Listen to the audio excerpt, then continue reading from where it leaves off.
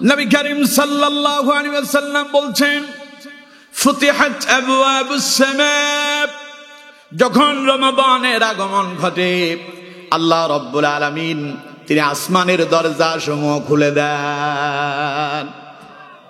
এখানেই শেষ নয়, ওয়াফি রাওয়ায়াতিন, অন্য এক বর্ণনায় এসেছে নবী করিম সাল্লাল্লাহু আলাইহি সাল্লাম বলছেন, ফুতিহাত আবওয়াবুল জান্নাহ, যখন রমাদানের আগমন ঘটে আল্লাহ রাব্বুল আলামিন এই মাসটাকে এত সুন্দর করে সাজান, এই মাসের সম্মানার্থে আল্লাহ পাক জান্নাতের সমস্ত দরজাগুলো খুলে দেন। ওয়া গুল্লিকাত আবওয়াবুন নার, আল্লাহ রাব্বুল আলামিন রমাদানের সম্মানার্থে জাহান্নামের সমস্ত দরজাগুলো বন্ধ করে দেন। সুবহানাল্লাহ। ওয়া সুলসিলাতিশ শায়াতিন, এবং অবাধ্য শয়তান যারা মানুষদেরকে কুমন্ত্রণা দেয়, আপনি নামাজের দিকে যেতে চান, শয়তান আপনার কুমন্ত্রণা দিয়ে নামাজ থেকে অন্যদিকে নিয়ে যায়। ঠিক কিনা? জোরে বলতে হবে, ঠিক কিনা? এই শয়তান যাতে করে আপনাকে কুমন্ত্রণা দিতে না পারে, আল্লাহ পাক রমাদানকে এত সুন্দর করে ডেকোরেশন করেছেন। আল্লাহ পাক ওই অবাধ্য জিন জাতি, অবাধ্য শয়তানকে আল্লাহ পাক কারাবন্দী করেন। কেন কারাবন্দী করলেন? এর পেছনে কারণ আছে না নাই? জোরে বলতে হবে, আছে না নাই? আমার বন্ধুগণ, আল্লাহ রাব্বুল আলামিন যখন ওই ইবলিস শয়তানকে জান্নাত থেকে বিতাড়িত করলো, ইবলিস আল্লাহকে বলল, আল্লাহ তুমি যে আমারে জান্নাত থেকে বের করে দিয়েছ, আমি যে দীর্ঘদিন পর্যন্ত তোমার গোলামি করেছি, তোমার ইবাদত করেছি, আমি যে সমগ্র পৃথিবীতে তোমার সিজদা দিলাম, এর প্রতিদান কি আমারে দেবা না? আল্লাহ পাক বললেন, কি প্রতিদান তুই চাস? ইবলিস কয়, আমারে কিয়ামত পর্যন্ত হায়াত দিতে হবে, কিয়ামত পর্যন্ত আমারে হায়াত দেওয়া লাগবে। আল্লাহ পাক বললেন, ক্বালা আনযিরনি ইলা ইয়াউমি ইউবআসুন, যা আমি আল্লাহ তোর এটা মঞ্জুর করে নিলাম, কিয়ামত পর্যন্ত তোরে হায়াত দিয়ে দিলাম।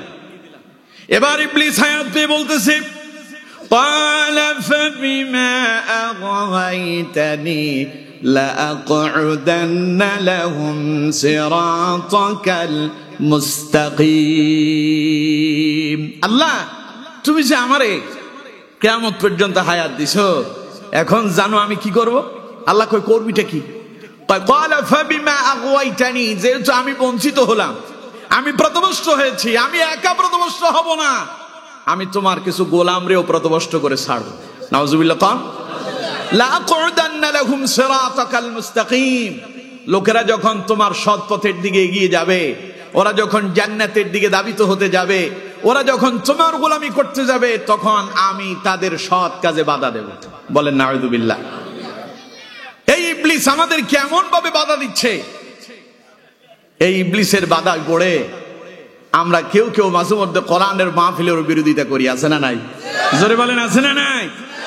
তাফসীর মাহফিল, এক সময় আমাদের অনেক বন্ধুরা আমাদের সঙ্গে বসে আমাদেরকে খুব ভালোবাসতেন, মহব্বত করতেন, আমাদেরকে উৎসাহিত করতেন। হুজুর মামলা খেয়ে শেষ হয়ে গেলাম, একেবারে মিথ্যা মামলা দিয়ে অতিষ্ঠ বানায় ফেলছে, একটু হক কথা বলেন। আমরা যখন বলতাম আগামীর বাংলাদেশ হোক কোরআন দিয়ে, আমরা এই জুলুম আর চাই না, জুলুম নিপাত যাক, কোরআনের আইন প্রতিষ্ঠা হয়ে যাক, এই কথা যখন বলতাম, আমাদের বন্ধুরা পাশে বসে ঠিক বলে স্লোগান দিত। আজ আমাদের সেই বন্ধুরাও দেখা যায় তাদের সুরে সুর মিলাইয়া এখন তারাও কোরআনের মাহফিলে বাধা দেয়, আছে না নাই? জোরে বলেন, আছে না নাই? বোঝা যায় বন্ধুদের উপরে শয়তান আসর করছে। কথা বলেন না কেন? জোরে বলতে হবে, ঠিক কিনা? কারণ শয়তান তো আল্লাহর সঙ্গে ওয়াদা করেছে, قال فبما أغويتني لأقعدن لهم صراطك المستقيم। আল্লাহ তুমি যে আমারে মাহরুম করছো, আমারে যে প্রতবষ্ট করছো, আমি একা প্রতবষ্ট হব না, আমি আরো তোমার কিছু গোলামরে নিয়ে প্রতবষ্ট করব। তাই গতকাল দেখলাম একজন বলতেছে আল্লাহর জমিনে দিন প্রতিষ্ঠা করতে হবে, এমন কোন কথা নাকি কোরআনে নাই। দেখেন শয়তান তার কেমনে আসর করছে। আল্লাহর জমিনে আল্লাহর দ্বীন প্রতিষ্ঠা করতে হবে, এই কথাটা কোরআনে আছে না নাই? আরো জোরে বলতে হবে, আছে না নাই? আল্লাহ রাব্বুল আলামিন তার নবীকে বলছেন, আমার নবী দুনিয়ায় আমি আপনাকে এমনি এমনি প্রেরণ করি নাই, আপনার আগে যে সমস্ত নবীদেরকে প্রেরণ করেছি, সব নবীদেরকে যে উদ্দেশ্যে আমি প্রেরণ করেছি, একই উদ্দেশ্যে আপনাকেও প্রেরণ করলাম। শারা'a লাকুম মিনাদ-দীনি মা ওয়াসসা বিহি নূহান ওয়াল্লাযী আওহাইনা ইলাইক ওয়া মা ওয়াসাইনা বিহি ইব্রাহিমা ওয়া মূসা ওয়া ঈসা আন আকিমুদ-দীন। বলেন আল্লাহু আকবার। আল্লাহ পাক বলছেন শারা'a লাকুম মিনাদ-দীন, নবী আমি আপনাকে একটা শরীয়ত দিলাম, দ্বীন দিলাম। মা ওয়াসা বিহি নূহা, যা আমি নূহকে দিয়েছিলাম। আমা ওয়াসাইনা বিহি ইব্রাহিম, এটা আমি ইব্রাহিমকে দিয়েছি। ওয়া মূসা, এটা মূসারে দিয়েছি। ওয়া ঈসা, আমি এটা ঈসাকেও দিয়েছি। সেই দিনটা কি? আমি তাদের প্রত্যেককে পৃথিবীতে প্রেরণ করে তাদেরকে বলে দিলাম আন আকিমুদ্দিন, তোমাদের প্রত্যেকের দায়িত্ব হচ্ছে আমার জমিনে আমার দ্বীনকে প্রতিষ্ঠা করা। এই দায়িত্ব দিয়া নবী এবং নবীর অনুসারীদেরকে যিনি প্রেরণ করেছেন তিনি কে? চিল্লায় বলতে হবে তিনি কে? সুতরাং আল্লাহর জমিনে আল্লাহর দ্বীন প্রতিষ্ঠা করা এটা কি নফল কোনো কাজ? নামাজ পড়া যেমন ফরজ, রোজা রাখা যেমন ফরজ, ঠিক একই ভাবে আল্লাহর জমিনে আল্লাহর দ্বীনকে প্রতিষ্ঠা করাও একই রকম ফরজ, ঠিক কিনা? সুতরাং আল্লাহর জমিনে আল্লাহর দ্বীন প্রতিষ্ঠার কাজে যারা বাধা দেয়, যারা আল্লাহর দ্বীনের বিরোধিতা করে, যারা ইসলামের বিরোধিতা করে, যারা আল্লাহর জমিনে আল্লাহর দ্বীন প্রতিষ্ঠা হোক এটা যারা চায় না, বুঝতে হবে তারা আল্লাহর দ্বীন বিরোধী, ইসলাম বিরোধী। ওরা শয়তানের পদাঙ্ক অনুসরণ করছে, শয়তান তাদের উপর আসর করছে বলে তারা আল্লাহর দ্বীন থেকে বিমুখ হয়ে পড়েছে, ঠিক কিনা? তাহলে আল্লাহ পাক বলছেন ইবলিস আল্লাহরে কয়, আল্লাহ তুমি যে আমার পথভ্রষ্ট করলা, একা পথভ্রষ্ট হব না। قال فبما أغويتني لأقعدن لهم صراطك المستقيم, এবার আমি তোমার কিছু বান্দারে পথভ্রষ্ট করব। আল্লাহ কয় কেমনে করবি?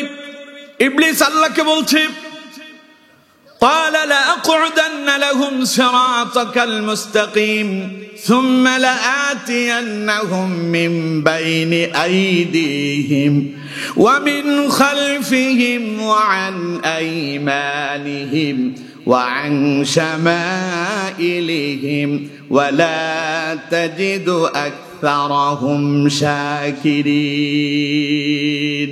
ইবলিস কয় কেমনে করব শোনো, সুম্মা লাআতিয়ান্নাহুম মিন বাইনি আইদিহিম ওয়া মিন খালফিহিম, আমি তোমার বান্দাদের সামনে এসে তাদেরকে বাধা দেব, আমি তাদেরকে পেছন থেকে এসে বাধা দেব, এরপরে ডান দিক থেকে তাদেরকে বাধা দেব, বাম দিক থেকে বাধা দেব। এক কথায় চতুর্দিক থেকে আমি তোমার বান্দাদেরকে গ্রাস করব, যাতে করে তোমরা তোমার বান্দারা যেন তোমার গোলামি করতে না পারে। বলেন নাউযুবিল্লাহ। আল্লাহ রাব্বুল আলামিন কি ইবলিস চ্যালেঞ্জ করে বলল তোমার বান্দাদেরকে আমি পথভ্রষ্ট করে দেব। তাই আল্লাহ পাক বললেন আমার বান্দারে, রমাদান এমন এক মাস আমি আল্লাহ দিয়েছি, এই মাস তোমাদেরকে আমি আল্লাহর পক্ষ থেকে এটা তোমাদের জন্য উপহার, বোনাস। আমি এমন এক মাস তোমাদেরকে দিলাম, এই মাস দেওয়ার পেছনে আমার মূল উদ্দেশ্য হলো আমার বান্দারা আমি তোমাদেরকে পরিপাটি করতে চাই। বিগত 1 বছর পর্যন্ত যত গুনাহ করেছো, রমাদান দিলাম তুমি তোমার গুনাহ থেকে মুক্তি লাভ করবে, তুমি আল্লাহর গোলামি করবে, আল্লাহর প্রিয় হয়ে যাবে, আল্লাহর দাসত্ব করে জান্নাতের যাতে করে মেহমান হতে পারো। আর তোমাকে যাতে করে আমার ইবাদত থেকে শয়তান ওয়াসওয়াসা দিয়া তোমার যেন পথভ্রষ্ট করতে না পারে, ওয়াসুলসিলাতি শায়াতিন, এই জন্য আমি শয়তানটারে শিকল দিয়া, এমনি এমনি না, শিকল দিয়া তারে বন্দী করে জেলখানায় রেখে দেয়। সুবহানাল্লাহ। কম আমার বন্ধুগণ, এখানে শেষ নয়। নবীজি বলছেন ওয়াফি রিওয়ায়াতিন, অন্য এক বর্ণনায় এসেছে ফুতিহাত আবওয়াবুর রাহমাত, যখন রমাদান এসে যায় আল্লাহ রাব্বুল আলামিন ওই রমাদানকে এত সুন্দর করে সাজান, তিনি তার আসমানের সমস্ত রহমতের দরজাগুলো খুলে দেন। সুতরাং আমার বন্ধুগণ, সেই সুন্দর একখান রমাদান, সেই মাস আমাদের খুব সন্নিকটে, ঠিক কিনা? জোরে বলতে হবে ঠিক কিনা?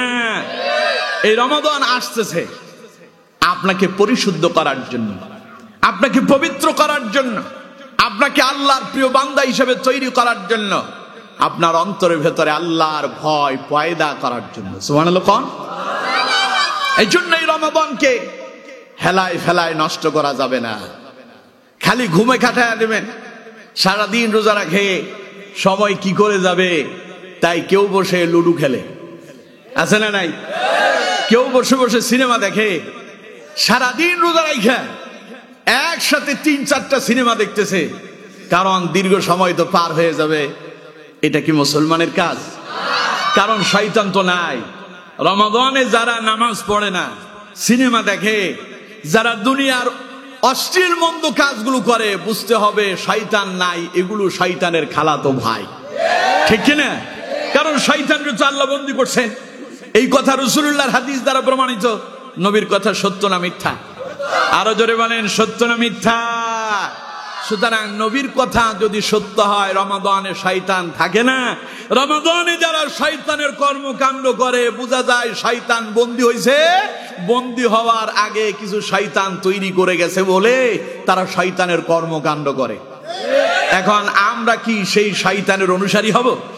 সবাই বলতে হবে শয়তানের অনুসারী হব। রমাদান এসেছে, আল্লাহর দিকে ফিরে আসবো। সেই রমাদান আসতেছে, বছরে একবারই আসে, খালি আমাদেরকে সতর্ক করার জন্য। সুতরাং এই রমাদান পাওয়ার পরে, যেই রমাদানে আল্লাহ পাক আসমানের দরজাগুলো খুলে দেন, জান্নাতের দরজাগুলো খুলে দেন, জাহান্নামের দরজাগুলো বন্ধ করে দেন, শয়তানকে আল্লাহ পাক শিকল দিয়া কারাবন্দী করেন। যেই রমাদানের উসিলা করে আল্লাহ পাক রহমতের দরজাগুলো খুলে দেন। এই সুন্দর রমাদান পাওয়ার পরে আল্লাহর কোন বান্দা যদি তার গুনাহ থেকে মুক্তি লাভ করতে না পারে, নবী করিম সাল্লাল্লাহু আলাইহি সাল্লাম বলেন তার উপরে আল্লাহর লানত। বলেন নাউযুবিল্লাহ। নবী করিম সাল্লাল্লাহু আলাইহি সাল্লাম তিনি উঠেছেন মসজিদে নববীতে, মিম্বারে উঠেছেন খুতবা দেওয়ার জন্য। মিম্বারে সিঁড়ি হয় কয়টা? সবাই বলতে হবে কয়টা? 3টা। প্রথম সিঁড়িতে উঠে নবীজি বললেন আমিন। দ্বিতীয় সিঁড়িতে উঠাও বললেন আমিন। তৃতীয় সিঁড়িতে উঠাও বললেন আমিন। নবী করিম সাল্লাল্লাহু আলাইহি সাল্লাম সাধারণত এই অভ্যাস প্রতিনিয়ত ছিল না, তাই সাহাবায়ে কেরাম একটু আশ্চর্য হলেন, অবাক হলেন, ঘটনা কি? নবী করিম সাল্লাল্লাহু আলাইহি সাল্লাম হঠাৎ করে আজ মিম্বারের প্রতিটা সিঁড়ি যখন অতিক্রম করছেন, তিনি বারবার আমিন বলতেছেন, এর কারণ কি? সাহাবায়ে কেরাম প্রশ্ন করলেন, ইয়া রাসূলুল্লাহ সাল্লাল্লাহু আলাইহি সাল্লাম, হুজুর আমরা বুঝতে পারিনি, আজ আপনার ভেতরে নতুন একটা আমল আমরা লক্ষ্য করেছি। আমরা দেখতে পেলাম আপনি যখন মিম্বারের প্রথম সিঁড়িতে পা রেখেছেন তখন বললেন আমিন, দ্বিতীয় সিঁড়িতে পা রাখলেন তখনও বললেন আমিন, তৃতীয় সিঁড়িতে পা রেখেছেন তখনও বললেন আমিনের কারণ কি?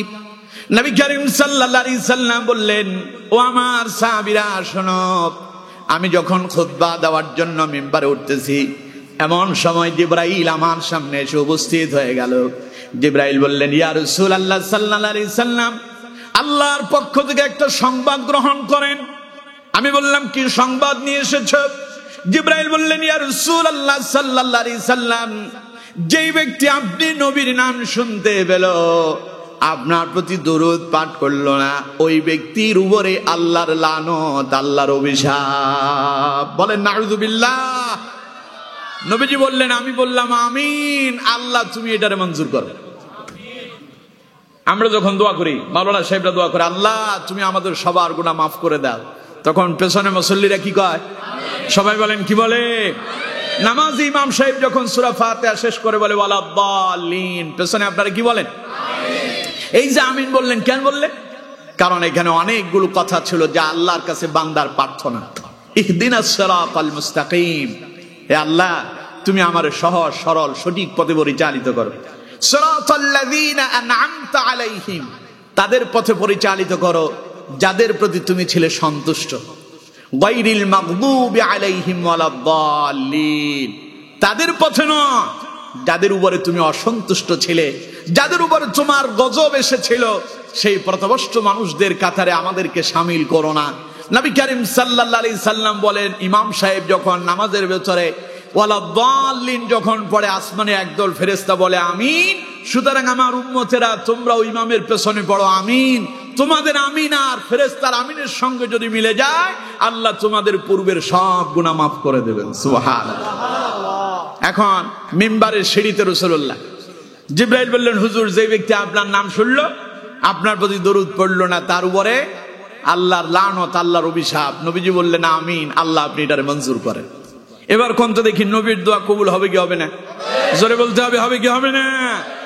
ইতিহাস একখানা আপনারা সবাই জানেন।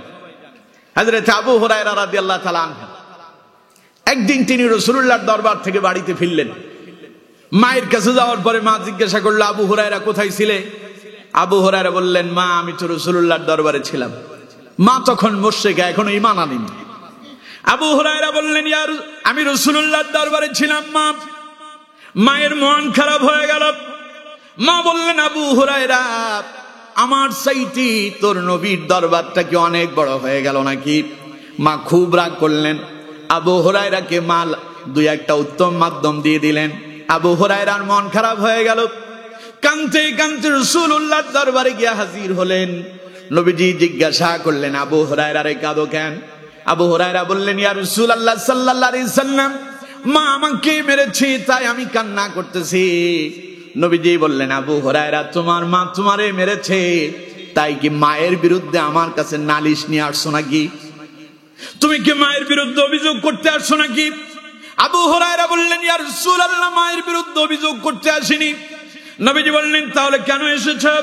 হযরত আবু হুরায়রা বললেন, ইয়া রাসূলুল্লাহ সাল্লাল্লাহু আলাইহি সাল্লাম, হুজুর, আপনি এমন ব্যক্তি, আপনি দোয়া করলে সঙ্গে সঙ্গে আল্লাহ আপনার দোয়াটারে মঞ্জুর করবেন। আমার মা মুশরিকা, মা জানে না আমি কার দরবারে ছিলাম। মা যদি জানতো তাহলে আমার উপরে আঘাত করতো না। ইয়া রাসূলুল্লাহ, আপনার কাছে এসেছি, আপনি আমার মায়ের জন্য দোয়া করেন, আল্লাহ যেন আমার মাকে ইসলামের জন্য কবুল করে নেয়। নবীজি হাত উঠালেন, আবু হুরায়রা দৌড় দিল। আবু হুরায়রা দৌড়ায়। পথে একজন সাহাবীর সঙ্গে সাক্ষাৎ হলো। জিজ্ঞাসা করলো, আবু হুরায়রা, দৌড়াও কেন? দৌড়াও কেন? দৌড়ায় দৌড়ায় কই যাও? সাহাবী বললেন, আবু হুরায়রা বললেন, আমাকে ছেড়ে দাও, ডিস্টার্ব করো না, বাধা দিও না। কারণ নবী দোয়া করতেছে, আমি দেখতে চাই আমি কি আগে আমার বাড়িতে পৌঁছাতে পারি, না নবীর দোয়া আমার আগে আমার বাড়িতে পৌঁছায়া যায়। আমার ধরো না, বাধা দিও না, আমার যেতে দাও। আবু হুরায়রা দৌড়ানো শুরু করল। দৌড়াতে দৌড়াতে মায়ের দরবারে, মায়ের দরজায় চলে এসেছে, বাড়িতে চলে এসেছে।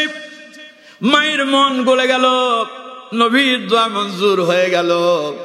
আবু হুরায়রা মায়ের কাছে এলো। মা আবু হুরায়রাকে দেখে বললেন, আমার বাবারে, আমি তো তোরে খুব মেরেছি, কোথায় লেগেছে একটু এদিকে আয়। আব্বা, আমি একটু মালিশ করে দেই। বাবারে, আমি তো বুঝতে পারি নাই, তুই তো কোনো খারাপ জায়গায় যাসনি, তুই তো কোনো মন্দ কাম করিসনি। আমি মা না বুঝে তোর শরীরের উপর আঘাত করলাম। আমার বন্ধুগণ, কোন তো দেখি আবু হুরায়রা বাড়িতে যাওয়ার আগে নবীর দোয়া যিনি মঞ্জুর করেছেন তিনি কে? সুতরাং নবী যদি কোন দোয়া করে 100% সেটা কি হয়ে যায়? সবাই বলতে হবে, কি হয়ে যায়? হযরত জিবরাইল বললেন, ইয়া রাসূলুল্লাহ সাল্লাল্লাহু আলাইহি সাল্লাম, যেই ব্যক্তি আমার নাম শুনলো, অথচ আপনি নবীর নাম শুনলো কিন্তু আপনার প্রতি দরুদ পাঠ করলো না, তার উপরে আল্লাহর লানত, অভিশাপ। নবীজি বললেন, আমিন। এই জন্য প্রত্যেক মজলিসে নবীর প্রতি একবার দরুদ পাঠ করা ওয়াজিব। একবার দরুদ পাঠ করা কি? নামাজের ভেতরে দরুদ না পড়লে নামাজ পরিপূর্ণ হবে না। নামাজের ভেতরে নবীর প্রতি দরুদ আছে না নাই? সবাই বলতে হবে, আছে না নাই? নামাজে দরুদ পড়লেন না, নামাজ আদায় করেন, নামাজ হয়ে যাবে, কিন্তু এই নামাজ পরিপূর্ণ হবে না। নামাজটা কেমন হবে? যেমন মনে করেন আপনার বাড়িতে গরুর গোশ, খাসির গোশ খুব মজা করে রান্না হয়েছে, দুর্ভাগ্যজনক কারণ হলো লবণ দিতে ভুলে গেল। কি দিতে ভুলে গেল? একেবারে তেল, মশলা, হলুদ, মরিচ, আদা, রসুন কোনো কিছু বাদ নাই, খুব ভালো করে দেওয়া হয়েছে, খালি একটা জিনিস দেওয়া হয় না, ওটার নাম। এবার কন্ত দেখি ওই খাবারটাতে খুব মজা পাওয়া যাবে? নামাজে যদি কেউ যদি নবীর প্রতি দরুদ পাঠ না করে, নামাজ হবে, ওই নামাজ হবে লবণবিহীন তরকারির মতো। বুঝতে পেরেছেন? এই জন্য নামাজেও রাসূলুল্লাহর প্রতি দরুদ পড়া সুন্নাত। নামাজে পড়া কি?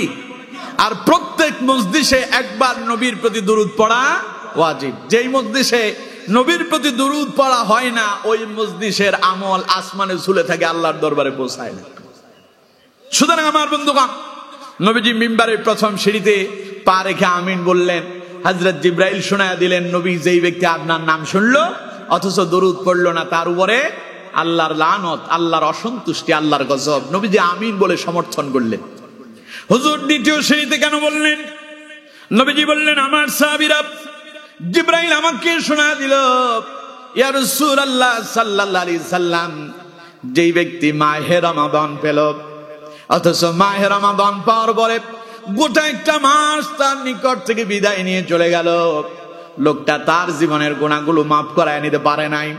আল্লাহ নবী সাল্লাল্লাহু আলাইহি সাল্লাম বলেন, জিবরাইল আমাকে বললেন, আল্লাহ পাক বলেন, আল্লাহ তার ওই বান্দার উপরে লানত আর গজব নাজিল করেন, তার উপরে আল্লাহর অভিশাপ। নবীজি বললেন আমিন, এটারও সমর্থন করলাম। 3 নাম্বার, হুজুর তৃতীয় সিঁড়িতে কেন বললেন? নবীজি বললেন, জিবরাইল আমাকে শোনায়া দিল, ইয়া রাসূলুল্লাহ, যেই ব্যক্তি তার বৃদ্ধ পিতামাতা 2 জন অথবা 2 জনের কোন একজনকে জীবিত অবস্থায় পেল অথচ মা বাবার সেবা করে জান্নাত অর্জন করতে পারে নাই, তার উপরে আল্লাহর লানত। বলেন নাউযুবিল্লাহ। সুতরাং আমার বন্ধুগণ, 3 জায়গায় নবী আমিন বললেন, তার মানে দোয়া কি হয়ে গেল? এবার কন্ত দেখি, রমাদানে যে আপনি যদি গুনাহ থেকে মুক্তি না লাভ করতে পারেন, আল্লাহ যে বললেন আপনার উপরে আল্লাহর অভিশাপ, এর পেছনে কারণ আছে না নাই? আরো জোরে বলেন, আছে না নাই? আমার বন্ধুগণ দেখুন, হাদিসে চলে যায়, নবী করিম সাল্লাল্লাহু আলাইহি সাল্লাম বলছেন, বুখারী মুসলিমের হাদিস, মান সামা রমাদানা ঈমানান ওয়া ইহতিসাবান গুফিরা লাহু মা তাকদ্দামা মিন যামবি। নবী করিম সাল্লাল্লাহু আলাইহি সাল্লাম বলছেন, আল্লাহ রাব্বুল আলামিন তার দুনিয়ার বান্দাদেরকে শোনায়া দিলেন, ও আমার বান্দারা, আমি তোমাদের উপরে মাসে, বছরের ভেতরে 1 মাস রমাদান তোমাদেরকে দিলাম।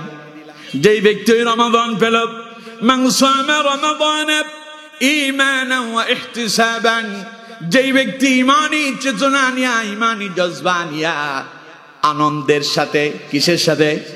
সবাই বলেন কিসের সাথে? আনন্দের সাথে আমার দেওয়া এই রমাদান কি যারা আলিঙ্গন করল, রমাদান পেয়ে যারা খুশি হয়ে গেল, এই রমাদান পেয়ে যারা রোজাগুলো সঠিকভাবে আদায় করলো আনন্দের সাথে আর ঈমানি জজবা নিয়া, নবী করিম সাল্লাল্লাহু আলাইহি সাল্লাম বলেন, গুফিরা লাহু মা তাকদ্দামা মিন যামবি। আল্লাহ পাক বলেন, আমার নবী तमाम পৃথিবীর মানুষদেরকে শোনায়া দেন, আমি আল্লাহ আমার ওই বান্দাদের সব পূর্বের গুনাহগুলো মাফ করে দেব। তাহলে রমাদান আসছে আপনার গুনাহ থেকে মুক্ত করার জন্য। গুনাহ করেন না এরকম এখানে কারা আছেন? দেখি হাত তোলেন। গুনাহ করেন নাই আছেন কেউ? কথা কয় না, আছেন কেউ? আমরা সবাই গুনাহ করছি। গুনাহ করেন নাই শুধুমাত্র নবীরা। নবীদের জীবনে কোনো গুনাহ, সবাই বলেন নবীদের জীবনে কোনো গুনাহ। এরপরেও নবীরা আল্লাহর দরবারে কাঁদেন নাই? সবাই বলতে হবে কাঁদেন নাই? সবচাইতে বেশি কেঁদেছেন যিনি নবীদের সর্দার, সাইয়্যিদুল মুরসালিন, ইমামুল মুরসালিন, খাতামুন নবিয়্যিন, নবী আরবি জনাব মুহাম্মদুর রাসূলুল্লাহ সাল্লাল্লাহু আলাইহি ওয়াসাল্লাম। যেই নবী সকল নবীর নবী, আমার নবী, আপনার নবী, যিনি খাতামুন নবিয়্যিন, যারে দিয়া নবুয়তের সিল মোহর মেরে দেওয়া হয়েছে, যার পরে পৃথিবীতে আর কোন নবী আসবে না, যেই নবীর ব্যাপারে আল্লাহ পাক এমন একখান বাণী শোনায়া দিলেন, কিয়ামতের ময়দানে আল্লাহ পাক ওই নবীর জন্য স্পেশাল আসন আল্লাহর আরশে আজিমের পাশেই ব্যবস্থা রেখে দিয়েছেন। সুবহানাল্লাহ। সেই নবীর মর্যাদা কম না বেশি? সবাই বলেন কম না বেশি? অথচ ওই নবী সারা জীবন পর আল্লাহর দরবারে কেঁদেছেন, আল্লাহর কাছে দোয়া করেছেন, আল্লাহ, আল্লাহুম্মা ইন্নী আউযু বিকা মিন আযাবিল কবর ওয়া আউযু বিকা মিন আযাবিন নার ওয়া আউযু বিকা মিন ফিতনাতিল মাহইয়াই ওয়াল মামাত ওয়া আউযু বিকা মিন ফিতনাতিল মাসিহিদ দাজ্জাল। পড়েন আমিন। নবী দোয়া করতেছেন, আল্লাহ তুমি আমাকে কবরের আযাব থেকে মুক্তি দাও। সুবহানাল্লাহ। আল্লাহুম্মা ইন্নী আউযু বিকা মিন আযাবিল কবর, আমি তোমার কাছে কবরের আযাব থেকে আশ্রয় চাই।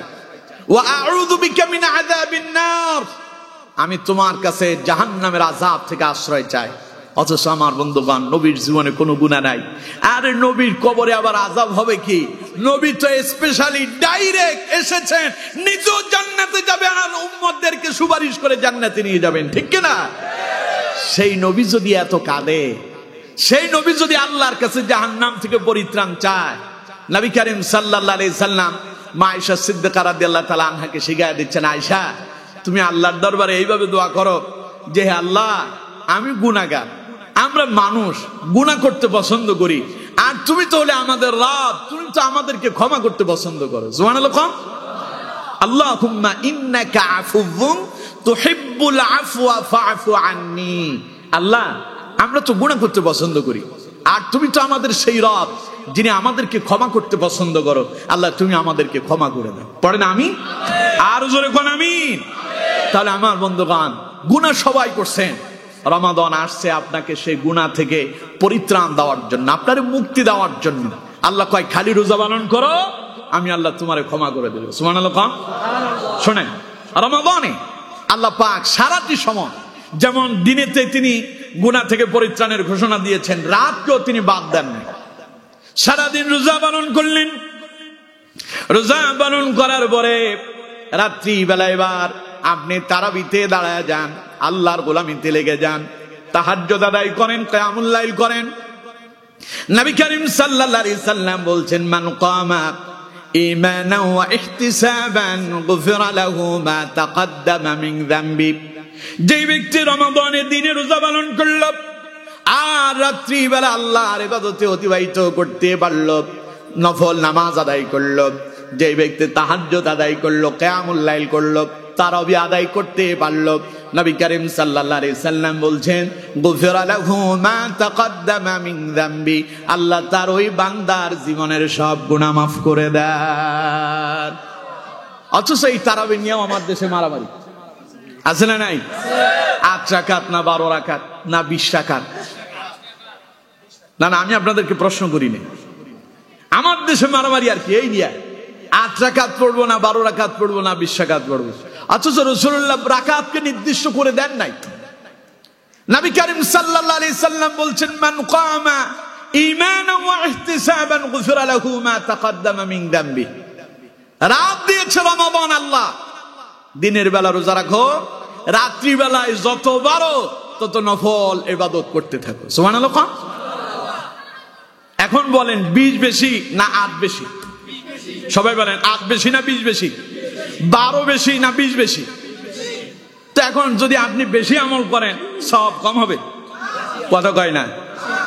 আল্লাহ কয় রাত্রিটা ইবাদতে কাটাও, আমি খালি তোমার এই গুনাহ থেকে মুক্তি দান করব।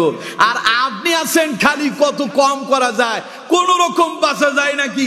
আল্লাহ কয় বাঁচার চিন্তা যদি করো, রাত্রিবেলা ইবাদতে লেগে যাও, আমি ক্ষমা করব। আর যদি পায়তারা করে পেছনে যাও, তুমি ক্ষতিগ্রস্ততার অন্তর্ভুক্ত হয়ে যাবে, ঠিক কিনা? দুনিয়ার সব লাভ বুঝেন, সারাদিনে আপনি চাকরি করতেছেন, ডিউটি 8 ঘন্টা, পাশাপাশি আরো ওভার টাইম করে আরো 4 ঘন্টা, কারণ 4 ঘন্টা বেশি যদি ওভার টাইম করে বেশি লাভবান হবে, ঠিক কিনা? সবাই বলেন ঠিক কিনা? দুনিয়া পাওয়ার জন্য চাকরির নির্দিষ্ট সীমা, সারাদিনের 8 ঘন্টার ডিউটির পরেও আরো কিছু পয়সা ইনকাম করার জন্য আরো বেশি ওভার টাইম সময়টারে কাজে লাগায়। আর গুনাহ থেকে পরিত্রাণ পায় জান্নাতে যাওয়ার জন্য মানুষ প্রতিযোগিতায় নাই, কি করে সেখান থেকে দূরে থাকা যায় সেই মাসালা খুঁজে, ঠিক কিনা? জোরে বলেন ঠিক কিনা? এই মাসালাতে বেশি অভ্যস্ত হলো তারা ব্যবসা বাণিজ্য করে যারা।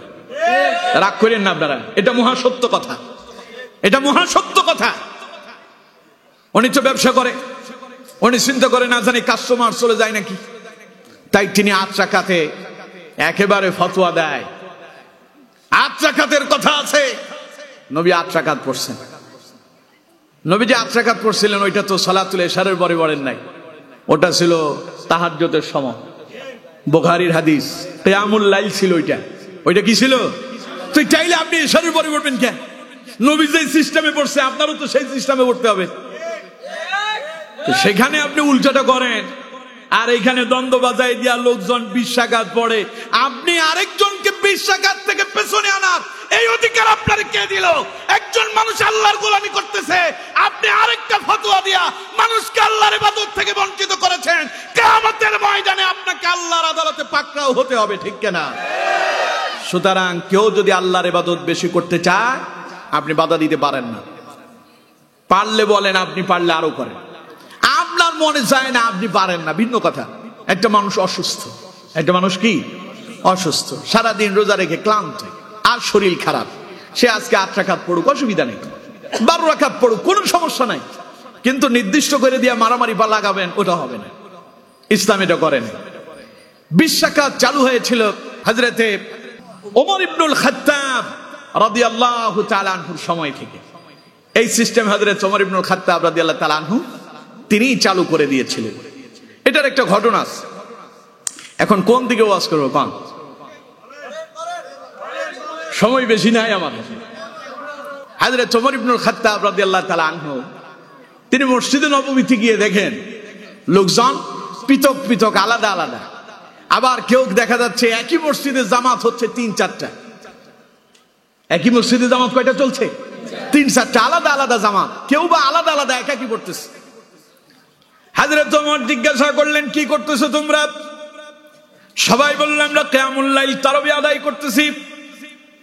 হযরত ওমর ইবনুল খাত্তাব রাদিয়াল্লাহু তাআলা আনহু বললেন, এইভাবে পৃথক পৃথক আদায় করলে বিষয়টা তো সুন্দর দেখায় না।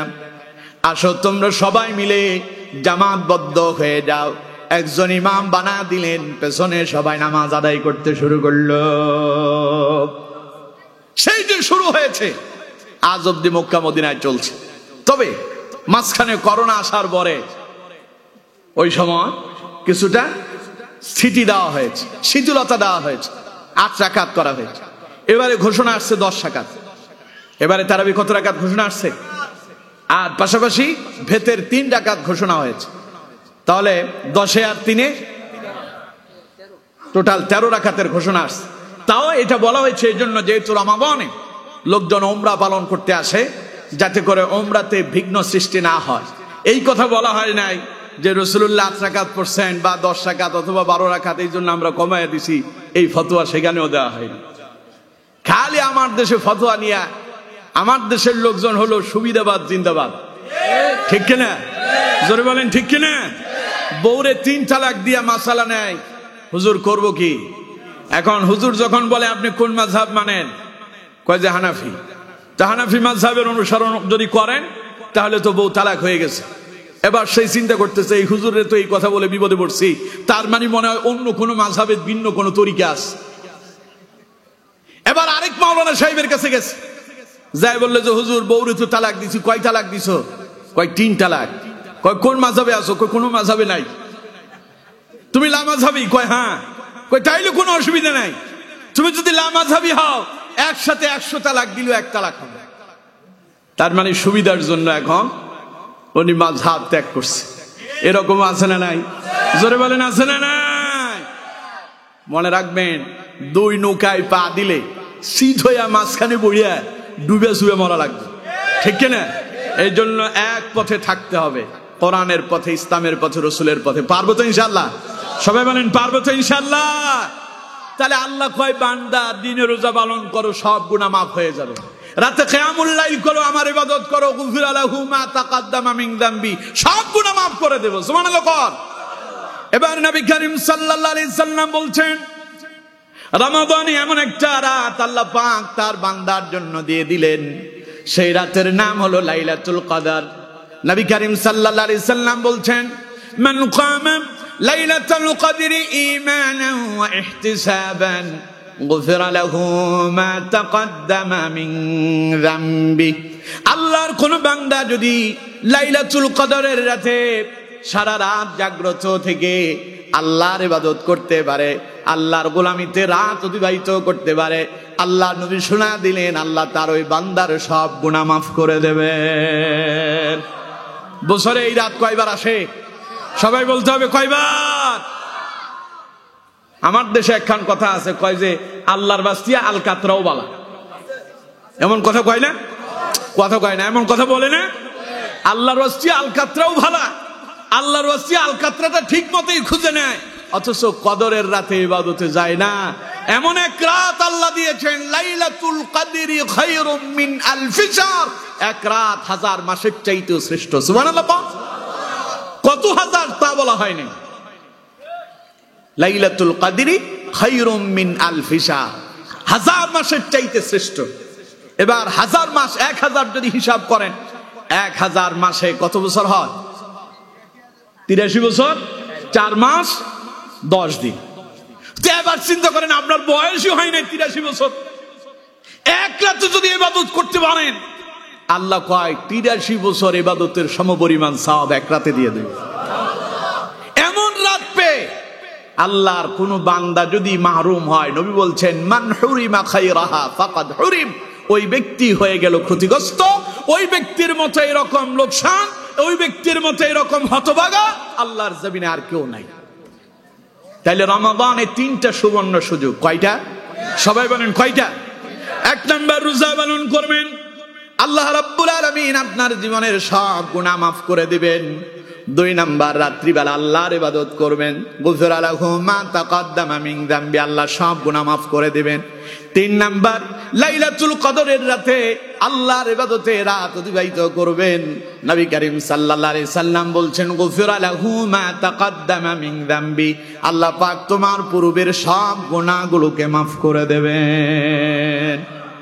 এমন মাস পাওয়ার পরে কেউ যদি গুনাহ থেকে পরিত্রাণ না পায়, নবী বলছেন তার উপরে আল্লাহর লানত অভিশাপ। আল্লাহ কয়, আমি দিলাম, নিলি না কেন? এলি না কেন? নিতে পারলি না কেন? জীবনে যদি 50 বছর হায়াত পান, তাহলে 50 বার এইরকম 50টা মাস পেয়েছেন, 50টা এরকম লাইলাতুল কদরের রাত পেয়েছেন। আল্লাহ কয়, এতগুলো সুবর্ণ সুযোগ গেল, জীবনের গুনাহ মাফ করতে পারলি না, তোর মতো হতভাগা আর কেউ হতে পারে।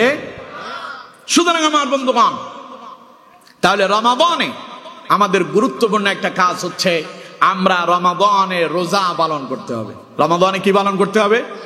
সবাই বলেন কি পালন করতে হবে? রোজা কেমনে পালন করবেন, রোজা কাকে বলে তা আমাদের জানা দরকার। আমার বন্ধুগণ, প্রিয় ভাই সাহেব, তাহলে রোজা এটা হলো ফার্সি, এটার আরবি কি? সওম, আর এটার বাংলা বিরত থাকা, পরিত্যাগ করা। এখন কি পরিত্যাগ করবেন? 3টা জিনিস থেকে বিরত থাকার নাম রোজা। কয়টা জিনিস? সবাই বলতে হবে কয়টা?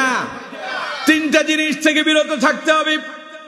1 নাম্বার হলো পাপাচার, 2 নাম্বার হলো কামাচার, 3 নাম্বার হলো ফানাহার। কয়টা? 1 ফানাহার ত্যাগ করা, অর্থাৎ খাওয়া দাওয়া বন্ধ।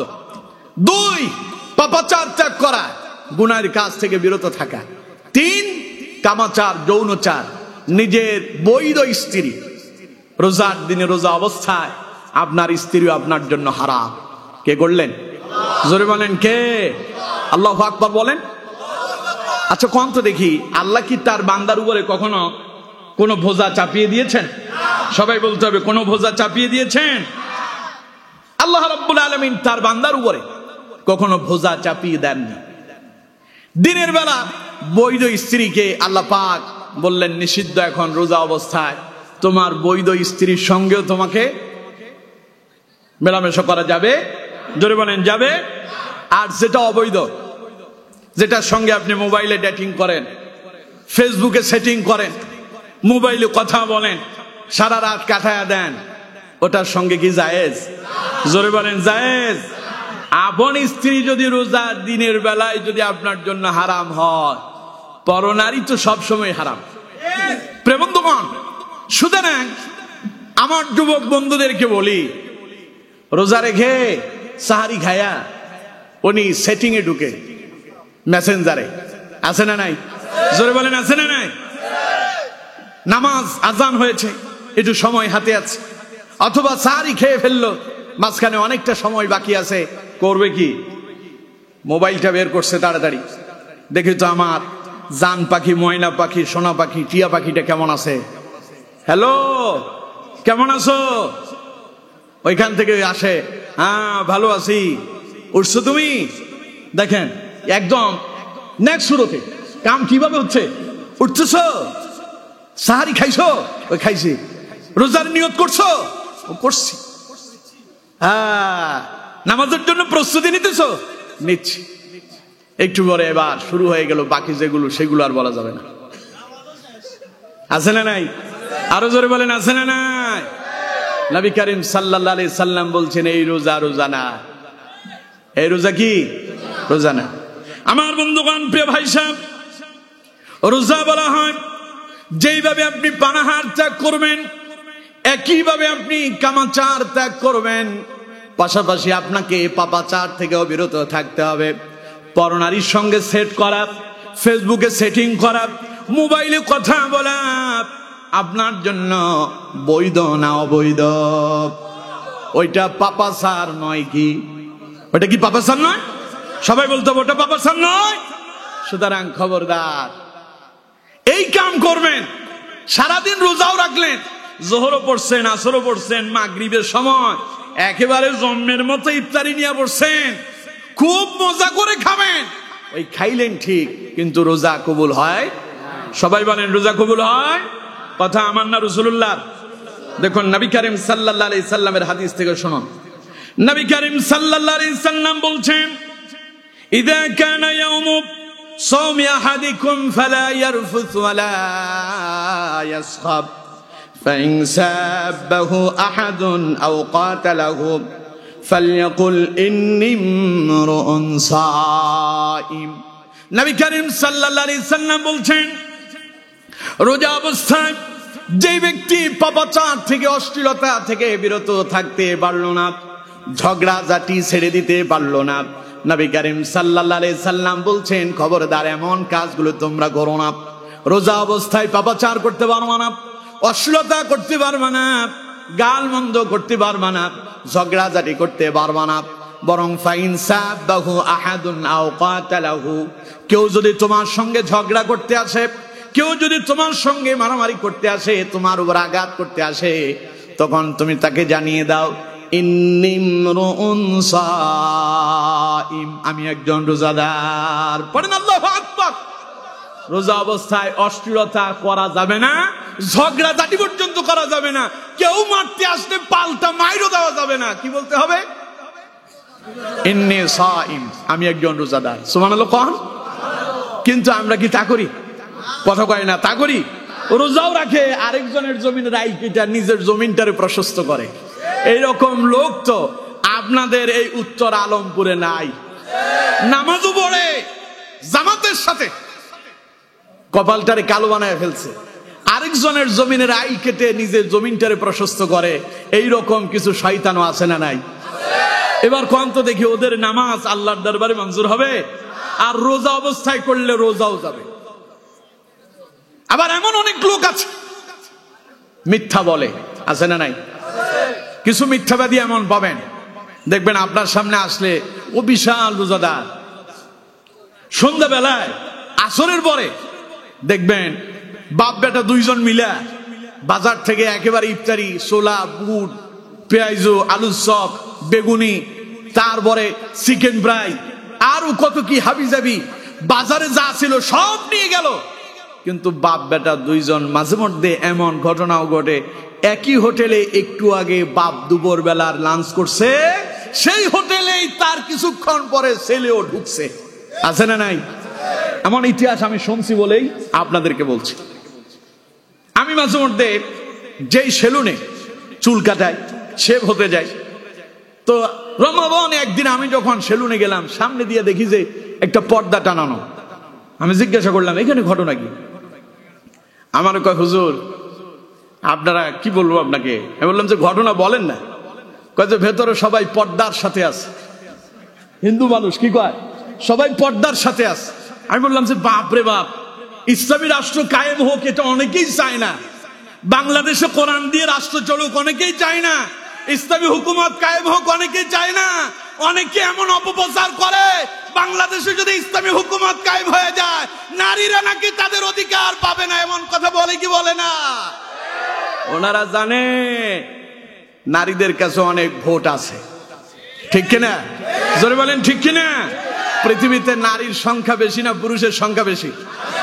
নবী করিম সাল্লাল্লাহু আলাইহি সাল্লাম বলছেন কিয়ামতের আগে নারীর সংখ্যা এত বাড়বে, এক একজন পুরুষ প্রায় 50 জন নারীর অভিভাবক হবে।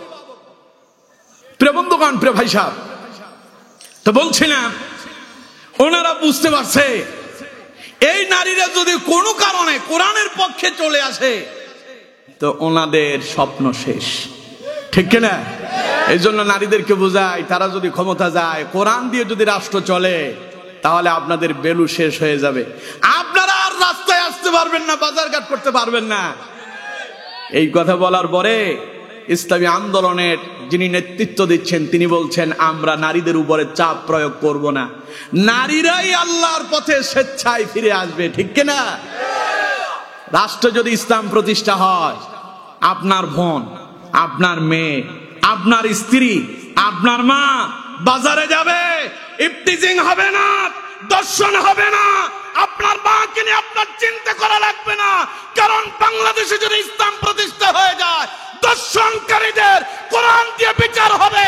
প্রত্যেকটা দর্শনকারী আল্লাহর কোরআনের ভয়ে, ইসলামের সুশাসনের ভয়ে নিজেই ঠিক হয়ে যাবে, ঠিক কিনা? কিন্তু তা তো চলে না। সারাদিন নিজের স্ত্রী বেপর্দায়, রমজানে অনেক দোকানপাটে পর্দা লেগে যায়, ঠিক কিনা? জোরে বলেন ঠিক কিনা? আমি বলি রমজানে পর্দা লাগবে কে? কেউ কয় যে হুজুর আমরা তো হিন্দু দোকানদার, তো এখন আমাদের এখানে যদি হিন্দুরা যদি খেতে আসে, মুসলমানরা দেখবে, তাই তাদের রোজার অসুবিধা হবে। কে বলছে অসুবিধা হবে? ওইসব ভাওতাবাজি বন্ধ করো। তোমাদের হিন্দুদের দোকান উন্মুক্ত থাকবে, তোমাদের দোকানে তোমাদের কাস্টমার ঢুকবে, অসুবিধা নাই। আমরা দেখতে চাই কারা সেখানে ঢুকে, আমরা ওই সমস্ত শয়তানগুলোরে দেখতে চাই। আল্লাহ বলছে দিন শয়তানরে বন্দী করছি, মানব শয়তান কারা? ওরা পর্দার সাথে সেখানে গিয়া হিন্দু দোকানে খায় কারা? ওদেরকে আমরা একটু দেখতে চাই। সুতরাং পর্দা দিয়া সেখানে মুসলমানদেরকে আপ্যায়ন করবা, তা হবে না, হবে না, হবে না। এত সুবিধা দেওয়া যাবে না। যারা রোজা পালন করে না ওদের প্রতি আল্লাহ খুশি হয়? সবাই কোন আল্লাহ খুশি হয়? ওদেরকে আল্লাহ এত বেশি অসন্তুষ্ট হয়, খাবারও ওদেরকে ইবলিস শয়তানের জায়গায় খাওয়ায়। কারণ ইবলিস তো নাই। ইবলিস তো কি? ইবলিসের ভেতরে সবচাইতে নিকৃষ্ট শ্রেণীর নাম হলো খবিস। সবচাইতে নিকৃষ্টটার নাম কি? মানুষের ভেতরে বিভিন্ন শ্রেণী আছে না? কথা বলেন, আছে না? যেমন সবচাইতে শ্রেষ্ঠ হলো মুসলমান এবং মুমিন। আল্লাহ রাব্বুল আলামিন বলছেন তার চাইতে কার কথা অধিক উত্তম হতে পারে? ওয়ামান আহসানু কাওলাম মিম্মান দাআ ইলাল্লাহ ওয়া আমিলা সালিহান ওয়া ক্বালা ইন্নানী মিনাল মুসলিমিন। তার চাইতে কার কথা অধিক উত্তম হতে পারে যে মানুষদেরকে আল্লাহর দিকে ডাকে আর নিজেকে পরিচয় দেয় ওয়া আনা মিনাল, সবাই বলেন ওয়া আনা মিনাল, না ওয়া আনা মিনাল বাঙালি। হ্যাঁ, আগে মুসলমান জাতি হিসেবে আমরা মুসলমান, আমাদের পরিচয় আমরা মুসলিম, এর পরিচয় নিয়েই বাঁচতে চাই, ঠিক কিনা? এরপরে আমাদের জাতীয় পরিচয় যেটা আসবে সেই হিসাবে আমরা হলাম বাংলাদেশী। আমরা কি? আর ভাষাগতভাবে আমরা হলাম বাঙালি। ভাষাগত আমরা কি? জাতীয়তার পরিচয় যখন আসবে তখন আমরা বাংলাদেশী। আর যখন আমাদের পরিচয় আসবে আমি কে, তুমি কে, পরিচয় আমরা প্রত্যেকেই মুসলমান, ঠিক কিনা? এবার এটা হলো একটা শ্রেণী। মুসলমানদের ভেতরে আরেকটা শ্রেণী আছে, ওর নাম মুনাফিক।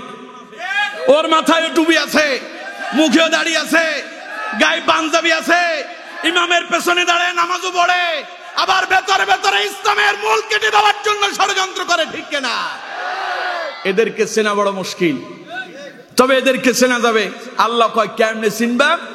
ওয়াইদা কামু ইলাস সালাতি কামু কুসালা। আল্লাহ কয় এরা যখন নামাজে দাঁড়ায় তখন তারা দোদুল্যমান অবস্থায় থাকে, অলস। নামাজের ব্যাপারে তারা হয় উদাসীন। ইউরাউনান নাস, ওরা মানুষকে দেখানোর জন্য নামাজ আদায় করে। এইরকম কিছু মুসল্লি রমাদানে তারাবিতে দেখা যায়। মাওলানা সাহেব, ইমাম সাহেব, হাফেজ সাহেব যখন কোরআন তিলাওয়াত করে পেছনে বসে বসে গল্প গুজব করে, ইমাম সাহেব যখন রুকুতে যায় তখন দৌড় দিয়ে আইসা রুকু ধরে, এই জাতের কিছু মুসল্লি আছে না নাই? তাইলে তো এখন ইবলিস নাই, ওরে কে এখান থেকে বাধা দিল? বুঝা গেল ইবলিস যে 11 মাস ওরে চাবি দিয়ে ঘুরে গেছে, ওই চাবির এমন তেজ লাগছে ইবলিস বন্দী হয়েছে, এখন ওর শয়তানি বন্দী হয় নাই, ঠিক কিনা? এইরকম কিছু শয়তানও আমাদের দেশে আছে। সুতরাং আমার বন্ধুগণ, ওই শয়তানদের কাতারে আমরা শামিল হতে আল্লাহ আমাদেরকে হেফাজত করেন। আরো জোরে বলেন আমিন। তাহলে খালি রোজা রাখলেই চলবে না, সারাদিন উপবাস থাকলেন আবার নামাজও ছাড়লেন, তা কি আর হবে? জোরে বলেন হবে? রোজা তো বছরে একবার আসে, 1 মাস, আর নামাজ দৈনিক কয়বার? জোরে বলতে হবে কয়বার? এখন আপনি রোজা পালন করতে গিয়ে 5 ওয়াক্ত নামাজই ছাড়লেন, এই রোজা রোজা হবে না। নবী করিম সাল্লাল্লাহু আলাইহি সাল্লাম বলছেন ওই রোজাটা কেমন হবে?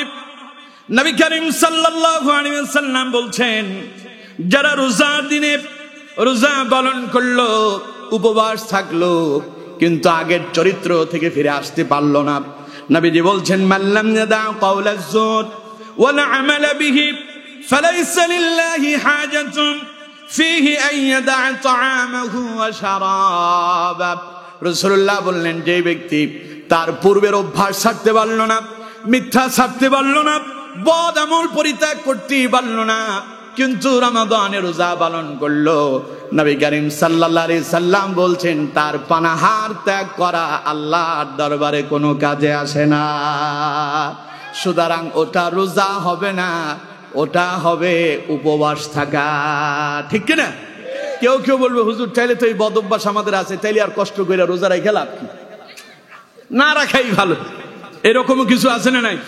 জোরে বলেন আছে না নাই?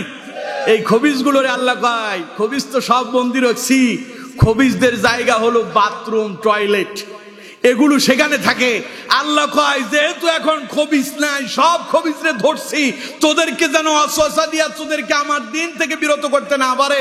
এখন যেহেতু তোরা খবিজের অভ্যাস ধারণ করলি, তোদেরকে খাওয়াবো।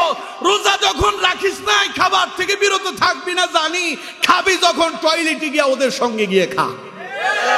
দেখবেন রমাদানে বিভিন্ন টয়লেটের ছাদের উপর দিয়ে দেখা যায় ব্রিক ফিলেট দোয়া বের হয়, আছে না নাই? জোরে বলেন আছে না নাই? আল্লাহ কয়, আমার যখন ইবাদত করবি না, এমনি এমনি খাবার দেব না। জিন জাতির জন্য আল্লাহ খাবার দিয়েছেন গোবর, খাবার দিয়েছেন মানুষের খাওয়ার পরে আপনার মাছের যে কাঁটা থাকে, আপনার গোশতের যে হাড় থাকে, এগুলো আল্লাহ পাক জিন জাতির খাবার দিলেন। আল্লাহ কয়, তোরে খাওয়ামু ঠিক, তোরে এমন বিশ্রী জায়গা নিয়ে খাওয়ামু যেখানে মানুষ খায় না, তুই যাবি সেখানে গিয়া শয়তানের জায়গায় গিয়া খাইতে বলবি, ঠিক কিনা? সুতরাং এই জন্য রোজা না রেখে সেখানে যায় খাওয়ার চাইতে না খেয়ে রোজা রাখাটাই উত্তম। কথা বলেন ঠিক কিনা? তাহলে রোজা যদি পালন করতে হয়, কয়টা জিনিস থেকে বিরত থাকতে হবে? সবাই বলতে হবে কয়টা? 1 নাম্বার পানাহার, অর্থাৎ খাওয়া দাওয়া করা যাবে না। 2 নাম্বার পাপাচার। 2 নাম্বার কি? পাপাচার। তার মানে রোজা অবস্থায় সিনেমা দেখা যাবে না, গান বাজনা শোনা যাবে না, অশ্লীল মন্দ কাজে যাওয়া যাবে না, অবৈধ প্রেম প্রীতি ভালোবাসা করা যাবে না, অন্য নারীর সঙ্গে সেটিং এ ডেটিং এ কোথায়ও যাওয়া যাবে। আর 3 নাম্বার হলো কামাচার। আপন স্ত্রীও রোজার দিনে আপনার জন্য, দিনের বেলায় আল্লাহ পাক বললেন এটা তোমার জন্য হারাম, যদি স্ত্রীকে ব্যবহার করো রোজা ভেঙে যাবে। এই রোজার পরবর্তীতে কাজা এবং কাফফারা দুটোই আদায় করতে হবে। কাজা হলো 1টা, আর কাফফারা 60টা। কাফফারা কয়টা? 60টা। তাহলে 2টাই আদায় করতে হবে যদি রোজা অবস্থায় স্বামী স্ত্রী যদি মেলামেশা করে। সুতরাং আমার বন্ধুগণ, আল্লাহ রাব্বুল আলামিন বলছেন, তাহলে তোমরা খাবে কখন আর রোজা পালন শুরু করবে কখন, শেষ করবে কখন? সেই কথাগুলো আল্লাহ রাব্বুল আলামিন কোরআনুল কারীমের ভেতরে অত্যন্ত চমৎকার ভাবে তুলে ধরেছেন। আল্লাহ পাক বলছেন, ওয়াকুলু ওয়াশরাবু হাত্তা ইয়াতাবায়ানা লাকুমুল খায়তুল আবয়াদু মিনাল খায়তিল আসওয়াদি মিনাল ফাজর সুম্মা আতিম্মুস সিয়ামা ইলাল লাইল। পড়েন আল্লাহু আকবার। ভাই যখন আসছে আমার আর সামনে আগানোর কোনো সুযোগ, তা আমি যেই কথা যে আয়াতটুকুন পড়ছি সেটা দিয়েই শেষ করি। আল্লাহ বলছেন ওয়াকুলু ওয়াশরাবু, খাও পান করো, হাত্তা ইয়াতাবায়্যানা লাকুমুল খাইতুল আবয়াদু মিনাল খাইতিল আসওয়াদি মিনাল ফাজর, যখন সূর্য অস্তমিত হবে সেখান থেকে খাও, তবে হালালটা কোনটা? সবাই বলেন কোনটা? কতক্ষণ পর্যন্ত খেতে পারবেন? একেবারে শবে সাদেক পর্যন্ত, অর্থাৎ ফজর আসার আগ পর্যন্ত এই সময়টুকুন খাও। এরপরে এবার আপনি তিনটা কাজ থেকে বিরত থাকবেন। এক নাম্বার ভুলে গেলেন, এক নাম্বার পানাহার, দুই নাম্বার পাপাচার, তিন নাম্বার কামাচার। এই তিনটা জিনিস থেকে কতক্ষণ পর্যন্ত বিরত থাকবেন? আল্লাহ পাক বলছেন সুম্মা আতিম্মুস সিয়ামা ইলাল লাইল, এরপরে তুমি রোজা রাখো, বিরত থাকো খাবার থেকে, বিরত থাকো পাপাচার থেকে, বিরত থাকো কামাচার থেকে, ততক্ষণ পর্যন্ত যতক্ষণ পর্যন্ত আবার সূর্য অস্তমিত হয়ে রাত না আসছে ততক্ষণ পর্যন্ত তুমি রোজা পালন করো। পড়েন সুবহানাল্লাহ। আমরা বলি আল্লাহ রোজা পালন করলে কি লাভ হবে? আল্লাহ পাক বলছেন ইয়া আইয়ুহাল্লাযীনা আমানু কুতিবা আলাইকুমুস সিয়াম কামা কুতিবা আলাল্লাযীনা মিন ক্বাবলিকুম লাআল্লাকুম তাত্তাকুন। আল্লাহ পাক বলছেন রোজা দিলাম এর জন্য তোমাদেরকে তাকওয়াবান করতে চাই, যাতে করে অন্তরের ভেতরে আমি আল্লাহর ভয় জাগ্রত হয়। সুবহানাল্লাহ। রোজা দিয়েছেন অন্তরে কি করার জন্য? তাকওয়া অর্জন করার জন্য। তাকওয়া মানে ভয়, তাকওয়া মানে কি? আল্লাহর ভয় অন্তরে জাগ্রত করার জন্য আল্লাহ রোজা দিয়েছেন। দেখুন রোজার দিনে ঘরের ভেতরে আপনি একাকী, মারাত্মক পানির পিপাসা লাগছে, একটু পানি খেলে কেউ দেখবে? কথা কয় না, দেখবে? কিন্তু একজন দেখবেন, তিনি কে? আপনাকে। কেউ বাধা দেবে না, একাকী ঘরের ভেতরে আছেন, খাবার দাবার সব মজুদ আছে, মারাত্মক খিদা লাগছে, মারাত্মক পিপাসা লাগছে, ওযু করতে গিয়ে একটু পানি খেয়ে ফেললেন, কেউ এমন হবে? কিন্তু আপনি খুব ভয়বান, কারণ আমি আমার রবের খুশি করার জন্য রোজা পালন করতেছি, তাই ওযু করার সময় অত্যন্ত সতর্কতার সঙ্গে ওযু করেন, যাতে করে অনাকাঙ্ক্ষিত ভাবে একটু পানি আপনার গলার ভেতরে না যায়। আল্লাহ কয় তোর অন্তরে এই ভয় জাগ্রত করার জন্য যে আমি আল্লাহ দেখছি তুই আমার ভয়ে ওযু করতে গিয়ে এত সতর্ক হোস, তোর গলার ভেতরে পানি চলে যাবে, আমি আল্লাহ দেখতে পাবো, এই ভয় তুই সতর্কতার সঙ্গে থাকিস। আল্লাহ কয় বান্দা তোর অন্তরের ভেতরে এই ভয়টা কিয়ামত পর্যন্ত জাগ্রত করার জন্য রোজা দিয়েছি। রমাদানে যেমন আমার ভয় সিনেমা দেখো না, গান বাজনা শোনো না, আপনার অন্ধকারে একাকী খাবার খাও না, আল্লাহ কয় আমি তোরে দেখি, বাকি 11 মাস যেন আমারে ভয় করে তোর এই জীবন চলে, এই জন্য তোরে আমি রোজা দিয়েছি। সুতরাং আমার বন্ধুগণ আসুন, সে রমাদান আমাদের সামনে, আসুন সেই রমাদানের জন্য প্রস্তুতি গ্রহণ করি। আল্লাহ ভীতি অন্তরে জাগ্রত করার জন্য সকলে রোজা পালন করবো তো ইনশাআল্লাহ? সবাই বলেন করবো তো ইনশাআল্লাহ? আল্লাহ আমাদের প্রত্যেককে কবুল আর মঞ্জুর করুন।